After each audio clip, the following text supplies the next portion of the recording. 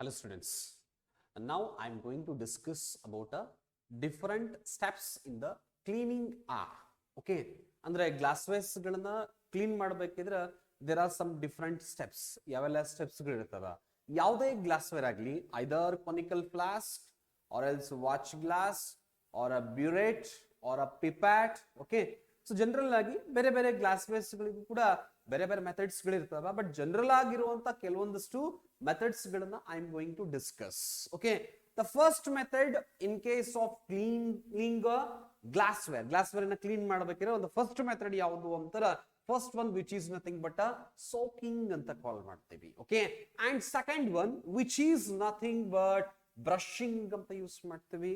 First method is first step ಏನು ಅಂತಾರ soaking, second one brushing ಅಂತ ಕಾಲ್ ಮಾಡ್ತೀವಿ, and third one I mean after soaking and as well as brushing, third method is third step is rinsing ಅಂತ call ಮಾಡ್ತೀವಿ. Okay, and fourth one which is nothing but a drain out or draining ಅಂತ ನಾವು ಕಾಲ್ ಮಾಡ್ತೀವಿ. Okay, and fifth method which is nothing but a drying ಅಂತ call ಮಾಡ್ತೀವಿ, and sixth one that is inspection ಅಂತ call ಮಾಡ್ತೀವಿ. ಅಂತ call ಮಾಡ್ತೀವಿ inspection. Okay, and last one which is nothing but storage ಅಂತ ಕಾಲ್ ಮಾಡ್ತೀವಿ. ಅಂತ ಕಾಲ್ ಮಾಡ್ತೀವಿ storage. Okay, storage meaning ಏನು ಅಂತಂದ್ರೆ ಯಾವ ರೀತಿಯಾಗಿ ಸ್ಟೋರ್ ಮಾಡಬೇಕು ಆಫ್ಟರ್ ಎಲ್ಲ ಕಂಪ್ಲೀಷನ್ ಆದ್ಮೇಲೆ. Okay, and sixth one inspection ಅಂತ ಕಾಲ್ ಮಾಡ್ತೀವಿ, ಫಿಫ್ತ್ ಒನ್ ಡ್ರೈಯಿಂಗ್ ಅಂತ ಕಾಲ್ ಮಾಡ್ತೀವಿ, and fourth one is draining, and third one is rinsing, and second one is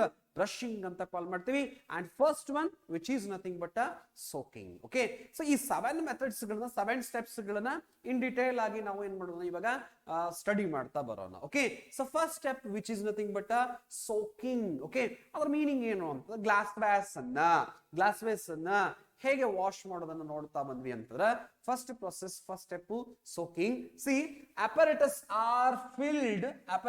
are filled and immersed. See, apparatus ಗಳನ್ನ ಯಾವ apparatus ಇರುತ್ತೆ, ಯಾವ glassware ಇರುತ್ತಲ್ಲ ಅದನ್ನ ಕಂಪ್ಲೀಟ್ ಆಗಿ ಫಿಲ್ ಮಾಡಬೇಕು ಮತ್ತೆ ಇಮರ್ಸ್ ಮಾಡಬೇಕು. Okay, so in a hot cleaning solution.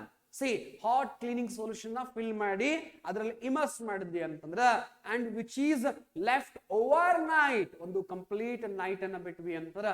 So that is process. ಆ ಪ್ರೊಸೆಸ್ ಅನ್ನ ನಾವು ಏನಂತ ಕಾಲ್ ಮಾಡ್ತೀವಿ, ನಾವು will call it as soaking ಅಂತ ಕಾಲ್ ಮಾಡ್ತೀವಿ. ಸಿ, ಯಾಕೆ ಅಂತ ಕೇಳಿದಾಗ ಓವರ್ ನೈಟ್ ಯಾಕೆ ಬಿಡಬೇಕು ಅದನ್ನ ಕೇಳಿದಾಗ, so there are some chemical reactions. ಆ ಕೆಮಿಕಲ್ ರಿಯಾಕ್ಷನ್ಸ್ ಗಳನ್ನ ಮಾಡಿದಾಗ ಏನಾಗಿರುತ್ತೆ ಅಂದ್ರೆ ಕಂಟಾಮಿನೇಷನ್ ಬಹಳಷ್ಟು ಆಗಿರುತ್ತೆ, ಆ ಗ್ಲಾಸ್ವೇರ್ಸ್ ಗೆ ಕಂಪ್ಲೀಟ್ ಆಗಿ ಸ್ಟಿಕ್ ಆಗಿರುತ್ತೆ. ಓಕೆ, ಸೊ ಅದನ್ನ ಕಂಪ್ಲೀಟ್ ಆಗಿ ನಾವು ಹಾಟ್ ಕ್ಲೀನಿಂಗ್ ಸೊಲ್ಯೂಷನ್ ಅಲ್ಲಿ ಅದರಲ್ಲಿ ಹಾಟ್ ಕ್ಲೀನಿಂಗ್ ಸೊಲ್ಯೂಷನ್ ಹಾಕಿ ಅದ್ರಲ್ಲೇ ಇಮರ್ಸ್ ಮಾಡಿದ್ವಿ ಅಂದ್ರೆ ಮುಳುಗಿಸ್ಲಿಟ್ವಿ ಅಂತಂದ್ರೆ ಓವರ್ ನೈಟ್ ಅವಾಗ ಏನಾಗುತ್ತೆ ಅಂದ್ರೆ ಸ್ವಲ್ಪ ಆ ಕಂಟಾಮಿನೇಷನ್ ಆಗಿರುವಂತ ಮಾಲಿಕ್ಯೂಲ್ಸ್ ಗಳು ಇರ್ಬೋದು ಅಥವಾ ಪಾರ್ಟಿಕಲ್ಸ್ ಏನಾಗ್ತಾವ ಅಂತಾರೆ ಬಾಂಡ್ಸ್ ಗಳನ್ನ ಬ್ರೇಕ್ ಡೌನ್ ಮಾಡಿ ಎಲ್ಲ ಕ್ಲೀನ್ ಆಗ್ತಾ ಬರುತ್ತೆ. ಓಕೆ, ಸೊ ಅದಕ್ಕೆ ಸೋಕಿಂಗ್ ಅಂತ ಯೂಸ್ ಮಾಡ್ತೀವಿ first step. And second step which is nothing but brushing. Okay, ನಿಮಗಂತೂ ಗೊತ್ತೇ ಇರುತ್ತೆ ಏನೋ ಅಂತಂದ್ರೆ ಯಾವುದೇ ಒಂದು ಲ್ಯಾಬ್ ಅಲ್ಲಿ ಹೋದಾಗ ಕೆಮಿಸ್ಟ್ರಿ ಲ್ಯಾಬ್ ಆಗಿರ್ಬೋದು, ಬಯೋಕೆಮಿಸ್ಟ್ರಿ ಲ್ಯಾಬ್ ಆಗಿರ್ಬೋದು. ಓಕೆ, ಸೊ ಈಗ ಹೋದಾಗ ಯಾವುದೇ ಒಂದು ಗ್ಲಾಸ್ವೇರ್ಸ್ ಗಳನ್ನ ಹಂಗೆ ಬರಿಗೈಯಿಂದ ನಾವು ವಾಶ್ ಮಾಡೋದಿಲ್ಲ, ಬ್ರಷ್ ಅನ್ನ ಯೂಸ್ ಮಾಡ್ತೀವಿ. Okay, so which is nothing but brushing ಅಂತ ಕಾಲ್ ಮಾಡ್ತೀವಿ. ಓಕೆ, ಒನ್ಸ್ ಸೋಕಿಂಗ್ ಆದ್ಮೇಲೆ ಅಂದ್ರೆ ಓವರ್ ನೈಟ್ ಇಟ್ಟ ಮೇಲೆ ಕ್ಲೀನಿಂಗ್ ಸೊಲ್ಯೂಷನ್ ಅಲ್ಲಿ ನೆಕ್ಸ್ಟ್ ಹ್ಯಾಂಡ್ ಬ್ರಷಿಂಗ್ ಅಂತ ಯೂಸ್ ಮಾಡೋದು. ನಾವು ಏನಂತ ಯೂಸ್ ಮಾಡ್ತೀವಿ, hand brushing. See, hand brushing can be done. Okay, ಅಂದ್ರೆ ಆ ಸೊಲ್ಯೂಷನ್ ಅಲ್ಲಿ ಆ ಅಪರೇಟಸ್ ಅಲ್ಲಿ ಓವರ್ ನೈಟ್ ಕ್ಲೀನಿಂಗ್ ಸೊಲ್ಯೂಷನ್ ಹಾಕಿಟ್ಟಾದ್ಮೇಲೆ ಸೊ ಬ್ರಷಿಂಗ್ ಮಾಡ್ಬೋದು, ಹ್ಯಾಂಡ್ ಬ್ರಷಿಂಗ್ ಅಂತ ಕರಿತೀವಿ. This is for bottles. Okay, bottles ಇರ್ಬೋದು. ಆಮೇಲೆ ಏನು ಅಂತಂದ್ರೆ ಇವಾಗೆಲ್ಲ ಬ್ರಷಿಂಗ್ ಮಷಿನ್ಸ್ ಗಳು ಬಂದಿದ್ದಾವೆ ಆಟೋಮೆಟಿಕ್ ಆಗಿ, ಸೊ ಕ್ಲೀನ್ ಆಗುತ್ತೆ. ಮೊದಲೆಲ್ಲ ಏನ್ ಮಾಡ್ತಿದ್ವಿ, ಲ್ಯಾಬೊರೇಟರಿಗಳಲ್ಲಿ ಪ್ರತಿಯೊಂದು ಬಾಟಲ್ಸ್ ಗಳನ್ನ ಗ್ಲಾಸ್ವೇರ್ ಅನ್ನ ಬ್ರಷ್ ಇಂದ ನಾವು ಕ್ಲೀನ್ ಮಾಡ್ತಾ ಬರ್ತೀವಿ. ಅಂದ್ರೆ ಇನ್ನರ್ ಸರ್ಫೇಸ್ ಬ್ರಷ್ ಅನ್ನ ಹಾಕಿ ಬ್ರಷ್ ಇಂದ ಕಂಪ್ಲೀಟ್ ಆಗಿ ಕ್ಲೀನ್ ಮಾಡ್ತಾ ಬರ್ತಿದ್ವಿ. ಬಟ್ ನವಡೇಸ್ ಸೊ ಅಲ್ಲಿ ಬ್ರಷಿಂಗ್ ಮಷಿನ್ಸ್ ಗಳು ಅವೈಲೇಬಲ್ ಆಗಿದ್ದಾವೆ ಎಲ್ಲ ಲ್ಯಾಬೊರೇಟರಿಗಳಲ್ಲಿ, ಬಹಳಷ್ಟು ಲ್ಯಾಬೊರೇಟರಿಗಳಲ್ಲಿ. ಸೊ ಮಷಿನ್ ಜಸ್ಟ್ ನಾವು ಜಸ್ಟ್ ಹೋಲ್ಡ್ ಮಾಡಿದ್ವಿ, ಹಿಡಿದಿಟ್ವಿ ಅಂತಾರೆ ಇಮಿಡಿಯೇಟ್ ಆಗಿ ಅದು ಕ್ಲೀನ್ ಮಾಡ್ಬಿಡುತ್ತೆ, ಬ್ರಷಿಂಗ್ ಆಗ್ಬಿಡುತ್ತೆ ಅಂತ ಹೇಳ್ತೀವಿ. Okay, and third one which is nothing but rinsing ಅಂತ ಕಾಲ್ ಮಾಡ್ತೀವಿ, which means rinsing has to be done with a tap water. See, ಆ ಗ್ಲಾಸ್ವೇರ್ ಅನ್ನ ರಿನ್ಸ್ ಮಾಡಬೇಕು ಫಸ್ಟ್ ಟ್ಯಾಪ್ ವಾಟರ್ ಇಂದ. ಅಂದ್ರೆ ಏನಾದ್ರು ಕಂಟಾಮಿನೇಷನ್ ಇತ್ತು ಅಂದ್ರೆ ಟ್ಯಾಪ್ ವಾಟರ್ ಏನ್ ಮಾಡುತ್ತೆ, ಡಿಸಾಲ್ವ್ ಮಾಡ್ಕೊಡುತ್ತೆ ಅಥವಾ ಕ್ಲೀನ್ ಮಾಡಿ ಕಳಿಸ್ಬಿಡುತ್ತೆ ಹೊರಗಡೆ. Okay, first that glassware is rinsed with the tap water and followed by the distilled water.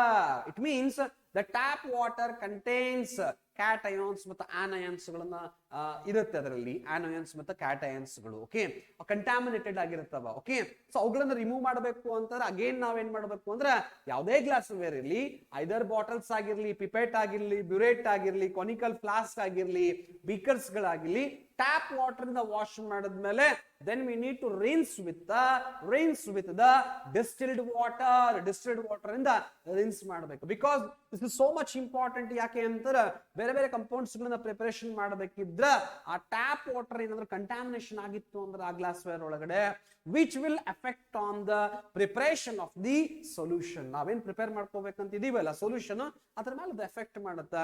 That's why it is that apparatus is completely rinsed with the distilled water ಇಂದ ನಾವು rinse ಮಾಡ್ತೀವಿ. Okay, which means that distilled water which is free from the cations and anions. Okay, next ಒಂದು ನೋಡ್ತಾ ಬಂದ್ವಿ ಅಂದ್ರೆ draining ಅಂತ ಕರಿತೀವಿ. ನಾವೇನೀಗ tap water ಇಂದ ಡಿಸ್ಟಿಲ್ ವಾಟರ್ ಇಂದ ಏನ್ ಮಾಡ್ತೀವಿ ಅಂದ್ರೆ ರಿನ್ಸ್ ಮಾಡಿರ್ತೀವಲ್ಲ, ಸೊ ಅವುಗಳನ್ನ ಕಂಪ್ಲೀಟ್ ಆಗಿ ಡ್ರೈನ್ ಔಟ್ ಆಗಬೇಕು ಅಂತಂದ್ರೆ ಅವುಗಳನ್ನ ತೆಗಿಬೇಕು ಅಂತಂದ್ರೆ ಡ್ರೈನಿಂಗ್ ಅಂತ ಮಾಡ್ತೀವಿ. Which means water remaining on the surface of the glassware should B drain out. ಅಂದ್ರೆ ಆ ಗ್ಲಾಸ್ವೇರ್ ಅಲ್ಲಿ ಏನು ಕಂಟಾಮಿನೇಷನ್ ಆಗಿರುತ್ತ, ಆ ಗ್ಲಾಸ್ವೇರ್ ಒಳಗಡೆ ಏನು ವಾಟರ್ ಕಂಟೆಂಟ್ ಇರುತ್ತಲ್ಲ, either distil water or tap water, ಅದನ್ನ ಡ್ರೈನ್ ಔಟ್ ಮಾಡಬೇಕು ಅಂತ ಕರಿತೀವಿ. ಅದಕ್ಕೆ ಡ್ರೈನಿಂಗ್ ಅಂತ ನಾವು ಕರಿತೀವಿ. Okay, so these are the 4 steps. Okay, 4 steps ಗಳದು. ನೆಕ್ಸ್ಟ್ 5th ಸ್ಟೆಪ್ ಏನು ಅಂತಾರ ಡ್ರೈಯಿಂಗ್ ಅಂತ ಕರಿತೀವಿ. ನಾವು ಏನಂತ ಕರಿತೀವಿ, ಡ್ರೈಯಿಂಗ್ ಅಂದ್ರೆ ಕಂಪ್ಲೀಟ್ ಆಗಿ ಆ ಗ್ಲಾಸ್ವೇರ್ ನ ಡ್ರೈ ಮಾಡೋದು, ಕಂಪ್ಲೀಟ್ ಆಗಿ ವಾಟರ್ ರಿಮೂವ್ ಮಾಡಿ. Okay, see it can be done by keeping in a hot air. See ಇದನ್ನ ಆ ಅಪಾರಟಸ್ ಅನ್ನ, ಆ ಗ್ಲಾಸ್ವೇರ್ ಅನ್ನ ನಾವು free from the water molecules ಮಾಡಿದ್ಮೇಲೆ ಹೇಗೆ ಡ್ರೈ ಮಾಡಬೇಕು ಅಂತಾರ ಹಾಟ್ ಏರ್ ಓವನ್ ಅಂತ ಇನ್ಸ್ಟ್ರೂಮೆಂಟ್ ಇರುತ್ತೆ ಲ್ಯಾಬೊರೇಟರಿಯಲ್ಲಿ, hot air oven. So which is one of the best laboratory instrument in case of the cleaning solutions. ಅಂದ್ರೆ ಸಾರಿ, ಯಾವ್ದಾದ್ರು ಗ್ಲಾಸ್ವೇರ್ ಅನ್ನ ಕ್ಲೀನ್ ಮಾಡೋದಕ್ಕೆ ಬಹಳಷ್ಟು ಟೈಮ್ ನಾವೇನ್ ಮಾಡ್ತೀವಿ ಅಂದ್ರೆ ಹಾಟ್ ಏರ್ ಓವನ್ ಅನ್ನ ಯೂಸ್ ಮಾಡ್ತೀವಿ. ಯಾವ ರೀತಿ ಅಂತ ಕೇಳಿದಾಗ ಕ್ಲೀನಿಂಗ್ ಅಲ್ಲಿ ಯಾವ ರೀತಿ ಅಂತಂದ್ರೆ ಒನ್ಸ್ ಈ ಸೋಕಿಂಗ್, ಬ್ರಷಿಂಗ್, ಡ್ರೈನಿಂಗ್, ರಿನ್ಸಿಂಗ್ ಎಲ್ಲ ಮುಗಿದ ಮೇಲೆ ನೆಕ್ಸ್ಟ್ ಸ್ಟೆಪ್ ಬರೋದು ದಟ್ ಈಸ್ ಡ್ರೈಯಿಂಗ್. ಅಂದ್ರೆ ಆ ಅಪರೇಟಸ್ ಅನ್ನ, ಆ ಗ್ಲಾಸ್ವೇರ್ ಅನ್ನ ಡ್ರೈ ಮಾಡ್ಬೇಕು ಅಂದ್ರೆ we will keep that glassware or that apparatus into the oven, hot air oven ಅಂತ ಯೂಸ್ ಮಾಡ್ತೀವಿ. ಓಕೆ, ಹಾಟ್ ಏರ್ ಓವನ್ ಅಲ್ಲಿ ಅದನ್ನ ಎಲ್ಲ ಆದ್ಮೇಲೆ ಪ್ರೊಸೆಸ್ ಆದ್ಮೇಲೆ ಅದ್ರ ಒಳಗಡೆ ಇಡ್ತೀವಿ.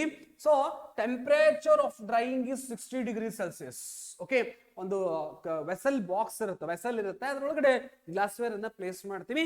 ಆ ಟೆಂಪರೇಚರ್ ಮೇಂಟೈನ್ ಮಾಡೋದು 60 ಡಿಗ್ರಿ ಸೆಲ್ಸಿಯಸ್. ಅದ್ರ ಒಳಗಡೆ ಇಟ್ಮೇಲೆ 60 ಡಿಗ್ರಿ ಸೆಲ್ಸಿಯಸ್ ನಾವು ಸೆಟ್ ಮಾಡ್ತೀವಿ. Okay, duration is drying duration ಎಷ್ಟು ಅಂತಾರೆ 15 ನಿಮಿಷಗಳ ಕಾಲ, 15 ಮಿನಿಟ್ಸ್ ಅದನ್ನ ಆ ಹಾಟ್ ಏರ್ ಓವನ್ ಅಲ್ಲಿ ಇಟ್ಟು, ಸೊ ಹಾಟ್ ಏರ್ ಓವನ್ ಅಲ್ಲಿ ಇಟ್ಟು 60 ಡಿಗ್ರಿ ಸೆಲ್ಸಿಯಸ್ 15 ನಿಮಿಷ ಇಟ್ಟಾಗ so that apparatus, that glassware is free from water molecules. ಅಲ್ಲಿ ಏನಿರ್ತಲ್ಲ ಎಲ್ಲ ವಾಟರ್ ಮಾಲಿಕ್ಯೂಲ್ಸ್ ಎವಾಪರೇಟ್ ಆಗಿ ಹೋಗ್ಬಿಡುತ್ತೆ, ಡ್ರೈ ಆಗುತ್ತೆ ಅಂತ ಯೂಸ್ ಮಾಡ್ತೀವಿ. Okay, and one more that vent should be kept open during drying.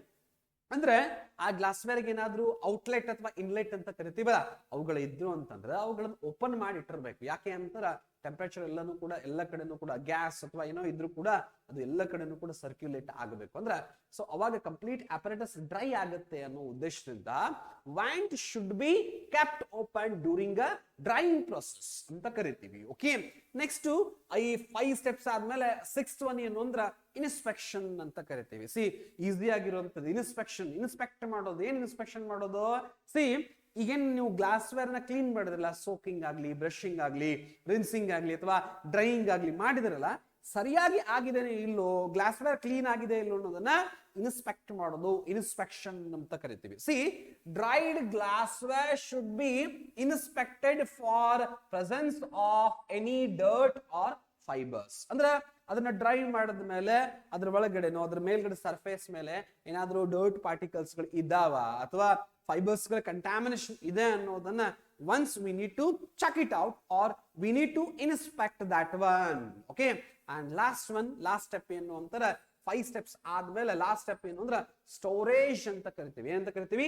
Storage. C ಇವೆಲ್ಲಾ ಪ್ರೊಸೆಸ್ ಆದ್ಮೇಲೆ ಗ್ಲಾಸ್ವೇರ್ ಅನ್ನ ಸರಿಯಾದ ಸ್ಥಳದಲ್ಲಿ ನಾವೇನ್ ಮಾಡ್ತೀವಿ ಅಂದ್ರೆ ಇಡ್ತೀವಿ. ಅದಕ್ಕೆ ಸ್ಟೋರೇಜ್ ಅಂತ ಕರಿತೀವಿ. C they should be stored in a cup board until used. Okay, ಉಪಯೋಗ ಮಾಡೋವರೆಗೂ ಕೂಡ ಅದ್ರ ನೆಕ್ಸ್ಟ್ ಇಯರ್ ನಮ್ಗೆ ಯಾವಾಗ ಬೇಕಲ್ಲ, ಲೆಟಸ್ ಸೇ ಇವತ್ತೊಂದು ದಿನ ಕಂಪ್ಲೀಟ್ ನಮಗೆ ಲ್ಯಾಬೊರೇಟರಿಯಲ್ಲಿ ವರ್ಕ್ ಮುಗೀತು ಅಂತಂದ್ರೆ ಒನ್ಸ್ ಅದನ್ನ ಕ್ಲೀನ್ ಮಾಡಿ ಇಷ್ಟೆಲ್ಲ ಪ್ರೊಸೆಸ್ ಮಾಡಿ ನಾವೇನ್ ಮಾಡ್ತೀವಿ ಅಂತಂದ್ರೆ ಒಂದು ಬ್ಲಾಕ್ ಅಲ್ಲಿ ಒಂದು ಕಪ್ ಬೋರ್ಡ್ ಅಲ್ಲಿ ಅಂದ್ರೆ ಲ್ಯಾಬೊರೇಟರಿಯಲ್ಲಿ ಸೊ ಕೆಲವೊಂದಿಷ್ಟು ಜಾಗಗಳನ್ನ ಮಾಡಿರ್ತಾರೆ, ಪ್ಲೇಸ್ ಗಳು ಇರ್ತಾವ, ಅಂದ್ರೆ ಅಲ್ಲಿ ಸ್ಪೆಷಲಿ ಗ್ಲಾಸ್ವೇರ್ಸ್ ಗಳನ್ನ ಇಡೋದಕ್ಕೆ. ಅಂದ್ರೆ ಅದರ ಒಳಗಡೆ ನಾವೇನ್ ಮಾಡ್ಬೇಕು ಅಂತಾರೆ ಸರಿಯಾಗಿ ಆ ಅಪರೇಟಸ್ ಅನ್ನ ಆ ಗ್ಲಾಸ್ವೇರ್ ಅನ್ನ ಲಾಸ್ಟ್ ಸ್ಟೆಪ್ ಅಲ್ಲಿ ಏನ್ ಮಾಡ್ಬೇಕು ಅಂದ್ರೆ we need to store it. Okay, so in this way ಈ ವೇದೊಳಗೆ ನಾವೇನ್ ಮಾಡ್ತೀವಿ ಅಂತಾರ ಈ ವೇದಲ್ಲಿ ನಾವೇನ್ ಮಾಡ್ತೀವಿ ಅಂತಾರ ಕ್ಲೀನಿಂಗ್ ಸ್ಟೆಪ್ಸ್ ಗಳನ್ನ ತಗೊಳ್ತೀವಿ. So there are 7 steps. Again I am going to repeat it. See, one is soaking and second one is brushing and third one is a rinsing and fourth one is a draining and fifth step is a drying ಅಂತ ಕರಿತೀವಿ and sixth one is a inspection and last one which is nothing but a storage. ಅದನ್ನ ಯಾವ ರೀತಿಯಾಗಿ ನಾವು store ಮಾಡಬೇಕು ಅನ್ನೋದನ್ನ. Okay, so this is nothing but a different steps in a cleaning. ಯಾವ ರೀತಿಯಾಗಿ ಗ್ಲಾಸ್ವೇರ್ ಅನ್ನ ಕ್ಲೀನ್ ಮಾಡಬೇಕು ಅನ್ನೋದ್ರಲ್ಲಿ 7 steps ಗಳಿದಾವೆ.